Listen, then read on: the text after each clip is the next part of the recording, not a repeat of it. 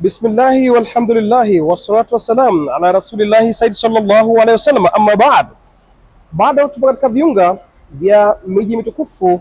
Hapa ni Madinatul Munawwara, katika uwanja wa ndege wa mwanamfalme Muhammad bin Abdul Aziz, Madinatul Munawwara, tukiwa katika shughuli zetu za kuwasindikiza mahujaji kutoka Tanzania ambao waliotekeleza ibada hii ya haji ya mwaka huu 2025.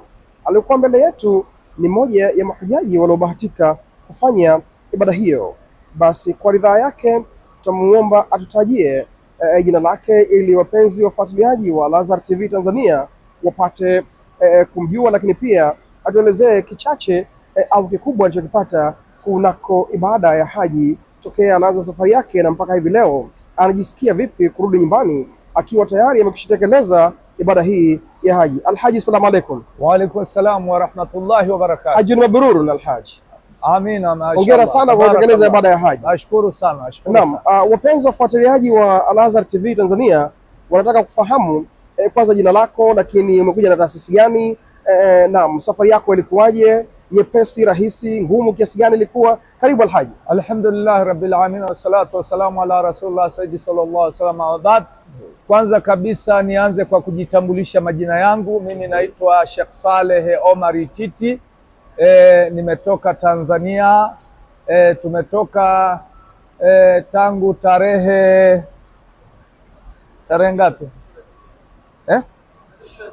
Tulitoka Tanzania tarehe 26. Kwa kweli tulisafiri vizuri, hakukuwa na changamoto. Ndio. Lakini mimi kuja kwangu nimekuja na taasisi yetu ya BAKWATA. Mashallah. Na kwa kweli wako vizuri, wametuhudumia vizuri na tumefanya ibada vizuri, hakukuwa na shida yoyote. Mashallah. Na kwa kweli tumejifunza mengi kutokana na hija yetu.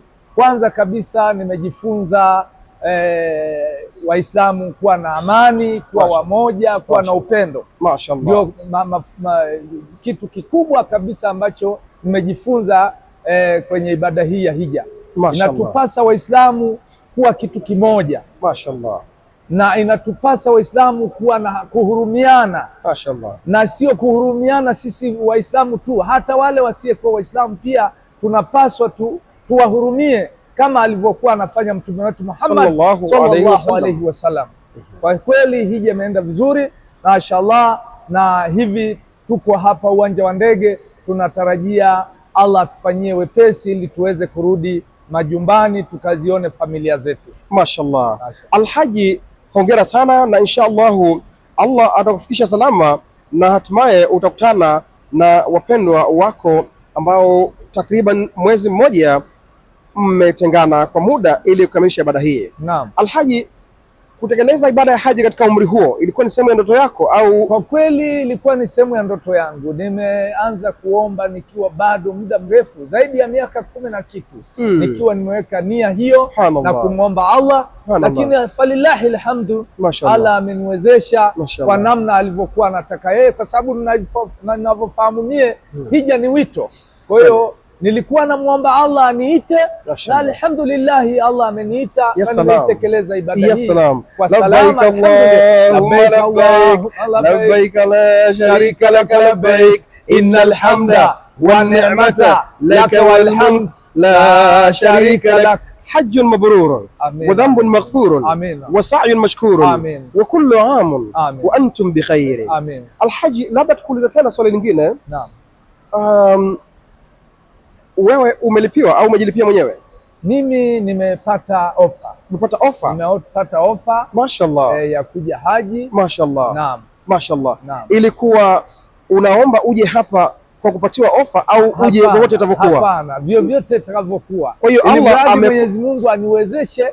Nia yangu ilikuwa namuomba Mwenyezi Mungu aniwezeshe kwa namna yoyote ile nifike hapa. Umeomba dua hiyo ukiwa Tanzania? Nikiwa Tanzania. Na ni miaka 15 iliyopita nikiwa naendelea. Miaka 15 iliyopita ukiomba dua Allah akulete hapa kwa namna yoyote anayotaka yeye. Na amekuleta. Ndoto zako zimekamilika kabisa. Sasa umekuja ukiwa sio alhaji, umebeba ndoto ya kutekeleza haji na then umefanya haji. Sasa hivi umekuwa ni alhaji. Hili kwako lina maana gani? Kwa kweli hili kwangu limenipa heshima kubwa, lakini pia limenipa mafunzo makubwa ambayo yanatakiwa nibadilike.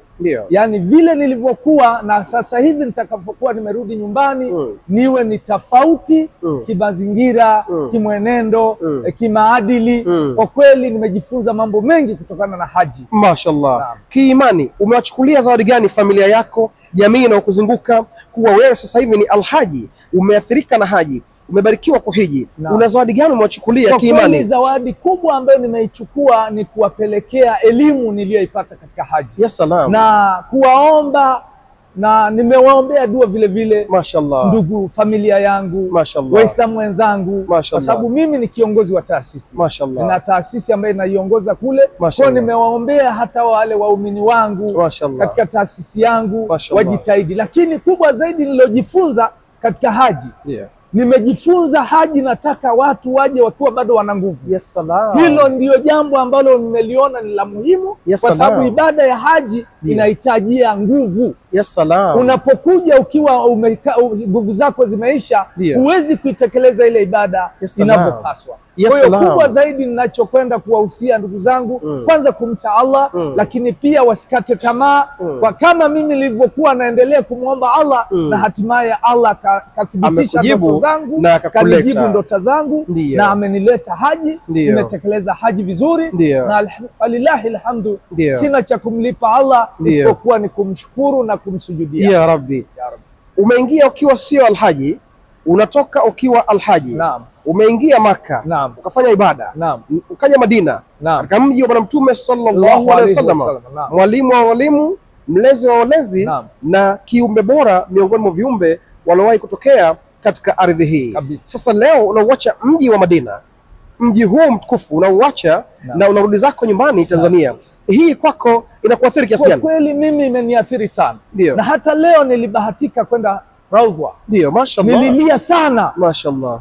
Mpaka ikafikia mahala wale askari wakanishika bega na kunituliza, kwa sababu nilihisi kwamba naondoka katika maeneo matakatifu, na hasa nilipofika kwenye kaburi la Mtume sallallahu alaihi wasallam, swahaba wake kipenzi Abu Bakari na Umar bin Khattab, hao wanaume ambao Mwenyezi Mungu anawasifu katika Qur'ani. Miongoni mwa wanaume wako wanaume ni watu waliosimama pamoja na Mtume bega kwa bega. Hatimaye sisi leo tukaupokea Uislamu kama vile mtu amekaa juu ya stuli na kunywa juisi.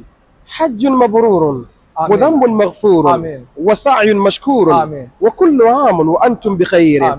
Matangazo haya kwa ihsani ya Ashim Al Azhar TV Madina.